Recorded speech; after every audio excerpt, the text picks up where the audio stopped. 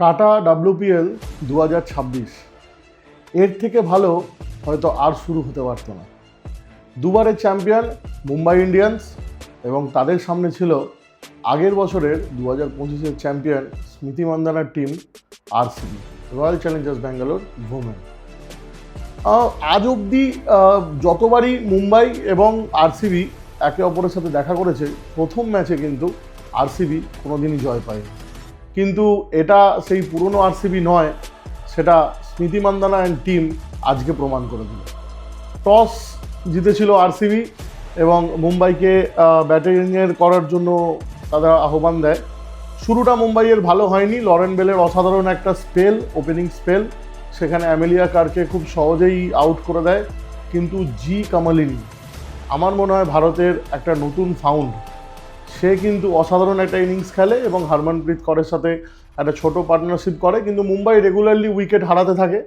কিন্তু Nikola carry এবং S সাজনার একটা অসাধারণ পারফরমেন্সে 154 রানের একটা ইনিংস একটা মুম্বাই বিল্ড করে। এবং RCBর শুরুটা ভালো ছিল। স্মৃতি মান্দানা এবং গ্রেস হ্যারিস দুজনেই খুব ভালো খেলছিল, কিন্তু তারপরেই কিন্তু একটা ভরাডুবি আসে। RCBর কিন্তু 5 উইকেট পড়ে যায় খুব তাড়াতাড়ি। কিন্তু আমরা যখন আলোচনা করেছিলাম তখন কিন্তু একটা নাম বলেছিলাম, remember the name, Nathan D Clark, যে বিশ্বকাপে সাউথ আফ্রিকার হয়ে ভারতকে ঠিক এরকম একটা অলমোস্ট হেরে যাওয়া ম্যাচ একা হাতে জিতিয়ে দিয়েছিল। ঠিক সেই কাজটা আবারও একবার করে দেখালো নেথন ডি ক্লার্ক। অসাধারণ ব্যাটিং, কিচ্ছু বলার নেই।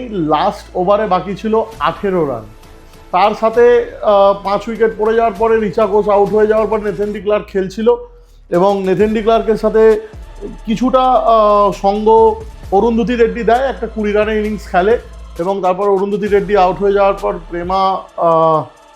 প্রেমা রাওয়াত আসে এবং প্রেমা রাওয়াত এসে একটা মানে 4 বলে 8 রানে 200 স্ট্রাইক রেটে একটা তার সঙ্গ দেয়। কিন্তু প্রথম 2 বল আর লাস্ট ওভারে 18 বাকি ছিল, প্রথম 2 বল কিন্তু বিট হয়। 4 বলে 18 রানের একটা অসাধারণ প্রেসার এবং সেই প্রেসারেও নেথন ডি ক্লার্ক দেখিয়ে দিলেন যে তিনি কী ধরনের টেম্পারমেন্টের ব্যাটসম্যান।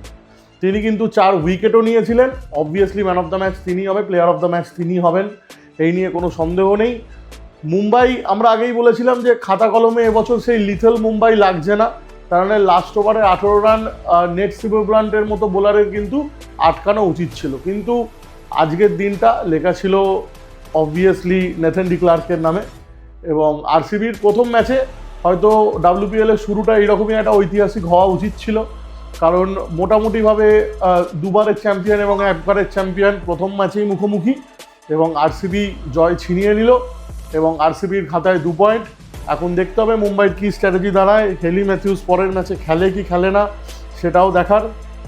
আর এইভাবেই কালকে সেকেন্ড ম্যাচ আছে। আজকে আপাতত এই ম্যাচের মোটামুটি RCB 2 পয়েন্ট পেয়ে গেল। 157 রান তারা করে দিল। লাস্ট বলে 2 রান বাকি ছিল, সেখানেও 4 মেরে জিত হলো RCBর।